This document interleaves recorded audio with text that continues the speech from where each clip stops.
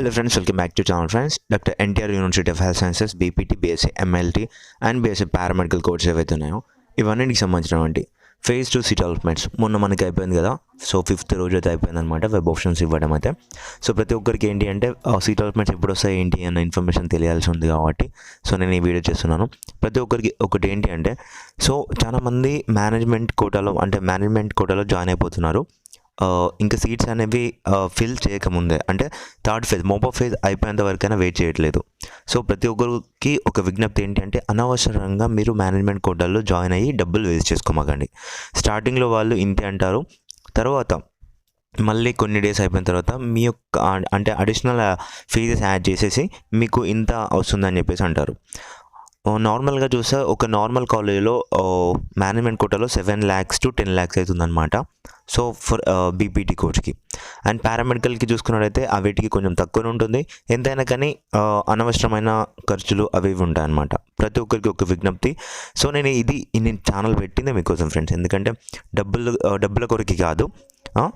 ఇది ఎలా అంటే మా ఫ్రెండ్స్ చాలామంది డేట్స్ మిస్ అయ్యారు, ఇంపార్టెంట్ డేట్స్ మిస్ అయ్యి సీట్స్ అనేవి కోల్పోయారు. వాళ్ళు ఇట్లా నార్మల్ డిగ్రీలో జాయిన్ అయిపోయి బయోటెక్నాలజీ అటువంటి కోర్సెస్ చేశారు. సో ఈవెన్ దో వాళ్ళకి మెరిట్ అనేది చాలా బాగున్నా కానీ వాళ్ళైతే అందుకోలేదు ఇటువంటి కోర్సెస్ని.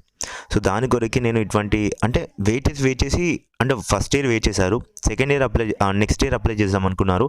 బట్ నెక్స్ట్ ఇయర్ కూడా డేట్స్ అయితే తెలియలేదు వాళ్ళకి. అందుకొరికి నేను ఛానల్ అయితే క్రియేట్ చేశాను ఇది. సో దాన్ని మీరు పరిగణనలోకి తీసుకోవాలి, కానీ డబ్బులు సంపాదిస్తాడు అది ఇది అని చెప్పేసి అనుకోకూడదు. నేను అదే చెప్తున్నాను, ప్రతి ఒక్కరికైతే మేనేజ్మెంట్ కోటాలో జాయిన్ అవ్వకూడదు. ఫస్ట్ సీట్స్ అనేవి ఫిల్ అయిపోయిన తర్వాత నెక్స్ట్ మీరు జాయిన్ అవ్వదురు కానీ, ఓకేనా. లేదు మాకు మెరిట్ తక్కువ ఉంది అన్న, మరీ తక్కువ ఉంది, మాకు సీట్ రాదు అని అనుకుంటే మాత్రం మీరు జాయిన్ అయిపోవచ్చు మేనేజ్మెంట్ కోటాలో, ఎక్కడైనా పర్లేదు. సో ఇప్పుడు టాపిక్లోకి వచ్చేస్తే మనకి సెకండ్ ఫేజ్ యొక్క సీట్ అలాట్మెంట్స్ ఎప్పుడు వస్తాయి అని చెప్పేసి చాలామంది ఉంటున్నారు. అండ్ వన్ మోర్ థింగ్, నేను చెప్పాను కదా ఫస్ట్ ఫేజ్లో రిపోర్టింగ్ చేస్తేనే సెకండ్ ఫేజ్కి ఎలిజిబుల్ అని చెప్పేసి. సో అటువంటి ప్రక్రియ తీసేశారు. సో లాస్ట్ ఇయర్ అంటే 2 years బ్యాక్ ఈ యొక్క ప్రాసెస్ ఉండే అనమాట. ఏంటి, రిపోర్ట్ చేయకపోయినా సెకండ్ ఫేజ్కి ఎలిజిబుల్ అవుతారని చెప్పేసి.